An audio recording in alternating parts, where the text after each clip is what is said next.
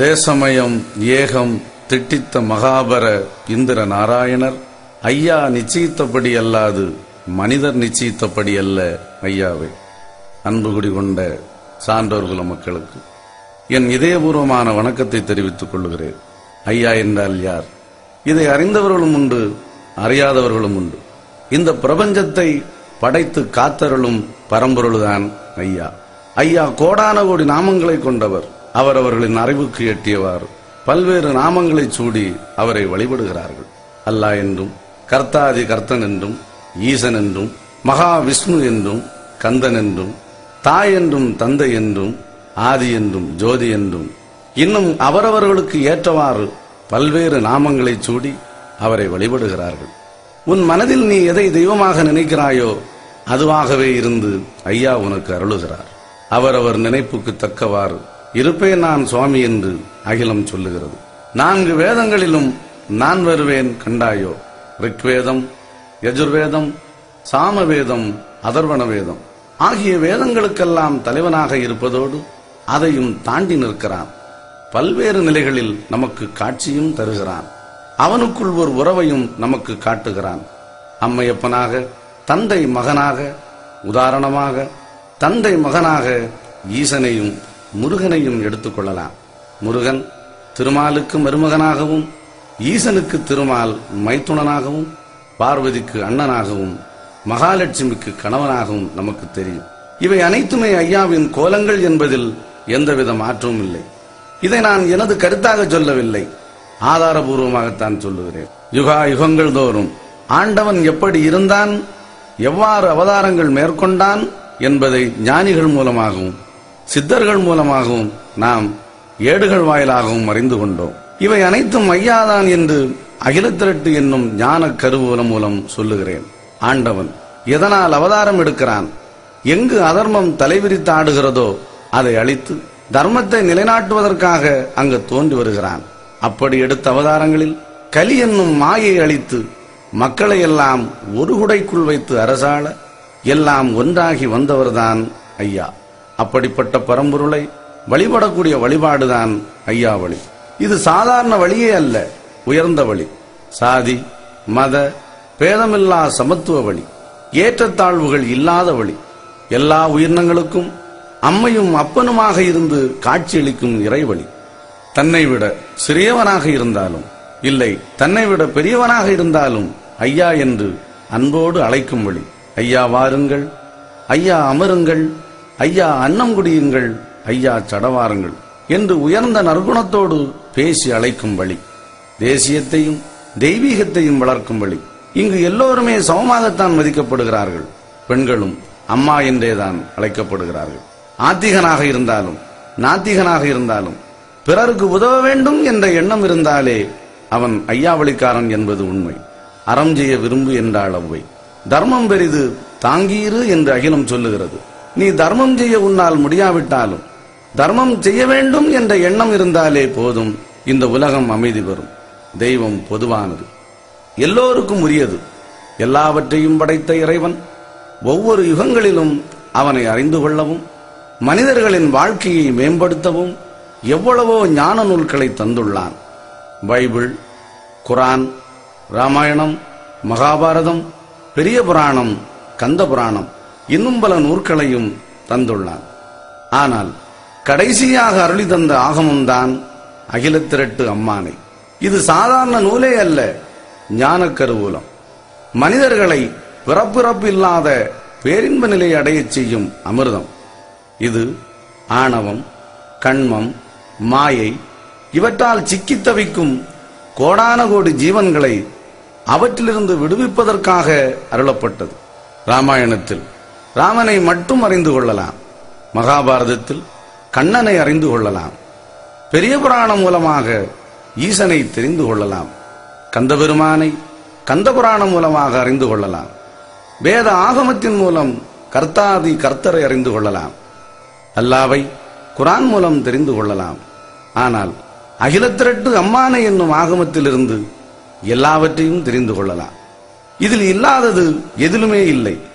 எனவேதான் அகிலத்திரட்டு அம்மானை இந்த உலகின் கடைசி நூலாகும் என்பதில் எந்தவித மாற்றமும் இல்லை. இனி ஒரு ஆகமும் இந்த உலகில் தோன்றப் போவதும் இல்லை. அதற்கு அவசியமும் இல்லை. நடந்து முடிந்தது, நடந்து கொண்டிருப்பது, நடக்க இருப்பது, இம்மூன்றையுமே தருவது அகிலத்திரட். நடந்து முடிந்த யுகங்கள் 6, நடப்பது கலி, நடக்க இருப்பது தர்மயுகம் என 8 யுக செய்திகளையும் இதில்தான் காண முடிகிறது. இந்த நூலை படித்தாலோ கேட்டாலோ எல்லா சிறப்புகளையும் பெற்று பல்லாண்டு வாழ்வார்கள் என்பது திண்ணம். அகிலத்திரட் அம்மானை எல்லோருடைய கைகளிலும் கண்டிப்பாக இருக்க வேண்டும். நாரணர் அருளால் படித்தோர் கேட்டோர், நல்ல உரை மிகத் தெளிந்து நவின்றோர் கற்றோர், ஆறாரும் பெற்றவர்கள் அகமே கூர்ந்து அன்றூழி காலம் தாழ்வார் திண்ணம். இனி நடக்க இருக்கும் தர்மயுகத்தில் என்றும் 16 வயதுடையவர்களாகவே நாம் இருப்போம். அங்கு பிணியில்லை, நொம்பலமில்லை, வளர்வு தேவு இல்லை, இறைவனோடு பேரின்பத்தில் தலைத்திருப்போம் என்று அகிலம் நமக்கு சொல்லுகிறது. எனவேதான் சொல்லுகிறேன், அங்கு ஒரு புது ஆகமம் தேவையில்லை. நம்முடைய வழிபாடு சாதாரண வழிபாடே இல்லை, ஆத்மலிங்க வழிபாடாகும். பரம்பொருள் ஒன்று, நாம் எல்லோரும் அவர்தன் மக்கள் என்று வழிபடுவது. இதன் மூலம் மந்திரமே ஐயா சிவ சிவ சிவ சிவா அரஹர அரஹரா என்பதுதான். அவனை நிறைஞ்சவர், ஏகமெல்லாம் நிறைஞ்சவர், எங்கும் நிறைஞ்சவர், ஏகமாய் நின்றவர் என்று அருள்நூல் சொல்லுகிறது. நாம் உச்சிப்படிப்பு படிக்கும்போது 13 லிங்கத்தை உச்சரிக்கிறோம். மகாலிங்கம், சிவலிங்கம், குருலிங்கம், திருலிங்கம், ஏகலிங்கம், ஏகலிங்கம், அரிலிங்கம், லிங்கலிங்கம், சொக்கலிங்கம், சுகலிங்கம், ஆதிலிங்கம், அருள்லிங்கம், அடங்காலிங்கம் என்று இறைவனை போற்றி வழிபடுகிறோம். இந்த வழிபாட்டின் சின்னமாக நமக்கு தாமரை பூவும் அதிலிருந்து ஒரு ஜோதி மேல் நோக்கி சுடர்விட்டு எழுவதை பார்க்கலாம். இந்த தாமரைப்பு நாமத்தை பற்றி பல்லாயிரம் ஆண்டுகளுக்கு முன்பே ஞானியர்கள் பரம்பொருளை உலக உயிர்களின் சிந்தனையில் சுடர்விட்டு விளங்கும் ஜோதி பொருளாக வைத்து வழிபட்ட சிவலிங்க திருவுருவமே ஆகும் என்று சொல்லியிருக்கிறார்கள். ஆம், சிவலிங்கத்தின் அடிப்பீடமாக இருக்கக்கூடிய அந்த வட்ட கல்லே உலக உயிர்களின் சிந்தையான தாமரையினையும், அதன் நடுவே தூண்வடிவில் நிமிர்ந்து தோன்றும் பானம் நெஞ்ச தாமரையின் உள்ளிருந்து எழும் சோதியாய் சுடர்விட்டொளிரும் சிவ பரம்பொருளையே குறிக்கும் அடையாளமாகும். இதைத்தான் மனதுள் மாயனை மாசரு சோதியை இறந்திறந்துருக என் மனத்துள்ளே எழுகின்ற சோதியே என வரும் திருமுறை தொடரை காணலாம். இதனை அகிலம் மூன்றான ஜோதி உறைந்திருக்கும் தச்சனம் என்று அந்த உலக முதல்வனாகிய ஆதிவைந்த ராசர் ஐயா வைகுண்டரே உலக உயிர்களின் மனத்தக்கத்திலும் அருள் பெறும் ஜோதியாக இருந்து அண்ட பிண்டம் அகண்டம் ஆகிய அனைத்திலும் அறியாமை இருளை நீக்கி ஞான ஒளி பரப்பும் சோதி புலம்பாக இருந்து அருள் பாலிக்கிறார் என்று வழிபடக்கூடிய வழிபாடுதான் ஐயா வழி. சிலர் ஐயா என்றால் பேரறிஞர்களாக இருந்தாலும் தெரியாமலேயே இருக்கிறார்கள். ஐயா யார் என்பதில் இன்னும் சிலருக்கு சந்தேகமாகத்தான் இருக்கிறது. அவராக இருக்குமோ, இவராக இருக்குமோ, இல்லை மனிதன்தானோ என்று எண்ணுகிறார்கள். அகிலம் அவர்களுக்கு தெளிவாகவே சொல்லுகிறது, மாயாதி சூட்சன் மனுவாய் தோன்றினான் என்று. இந்த கலியுகத்தில் மக்களை காக்க மன்னகம் இறங்கி வந்தவன் யார் என்பதை அகிலம் தெள்ளத் தெளிவாகவே காட்டுகிறது. நாரணர் வைகுண்டமாகி நாட்டினில் வந்த அன்றே காரணம் எல்லாம் ஆச்சு, கலியுகம் அழிந்து போச்சு. பூரண வேத நூலும் பிராணமும் நாகமும் எல்லாம் சாரமும் கெட்டு போச்சு, சதாசிவம் வைகுண்டமாச்சே. இதன் மூலமாக சதாசிவம்தான் வைகுண்டமாக எழுந்தருளியிருப்பதை நாம் அறிந்து கொள்ளலாம். நீங்கள் நினைக்கலாம், அகிலத்திரட்டில் அப்படி என்னதான் இருக்கிறது என்று. ஆம், எல்லாமே இருக்கிறது. எல்லாவற்றையும் விவரிக்க எனக்கு காலம் போதாது. எனவேதான் சுருங்க சொல்லுகிறேன். ஆதியில் பரம்பொருள் ஒன்றுதான் இருந்தது. இதனை ஏகம்பொரு பரம் என்கிறது அகிலம். இதிலிருந்து ஓம் என்னும் சூக்கும பிரணவம் வெளிப்பட்டது. அதிலிருந்து சத்து தோன்றியது. சத்திலிருந்து சிவம், சக்தி, நாதம், விஷ்ணு, மகேஸ்வரன், ருத்திரன், பிரம்மன் ஆகியோர்கள் தோன்றுகிறார்கள். அதன் பின்னர் பஞ்சபூதங்களும் உலகமும் தோன்றியது. உலகத்தில் அண்டபிண்டம் தோன்றியது. எண்ணிறைந்த உயிர்கள் படைக்கப்பட்டன. தேவர்களும் படைக்கப்பட்டார்கள். ஆதியில் படைக்கப்பட்ட தேவர்களுக்கு இறைவன் எல்லாவிதமான இன்பங்களையும் அருளினான். மரணமில்லா வாழ்வினை கொடுக்கும் தேவ அமிர்தத்தையும் அவர்களுக்கு அளித்தான். இப்படி ஆண்டவனால் எல்லாவிதமான பேறுகளையும் பெற்று மகிழ்ச்சியில் திளைத்துக் கொண்டிருந்த தேவர்களுக்கு இனி இந்த உலகில் தன்னை யாருமே வெல்ல முடியாது என்ற ஆணவம் அவர்களின் உள்ளத்தில் மேலோங்கி எழுந்து நின்றது. ஆணவம் தலைக்கேறிய தேவர்கள் நேராக ஈசனிடம் சென்று, எங்களை எதிர்க்கும் சர்வ வல்லமை உள்ளவர்கள் இந்த லோகத்தில் யாரேனும் இருக்கிறார்களா சொல்லுங்கள் என்று கேட்டார்கள். கருணையே வடிவான ஈசன் தேவர்களை பற்றி நின்ற ஆணவ வல்லிருளை அகற்ற திருவளம் கொண்டு ஒரு ஞான வேள்வியை வளர்த்தார்.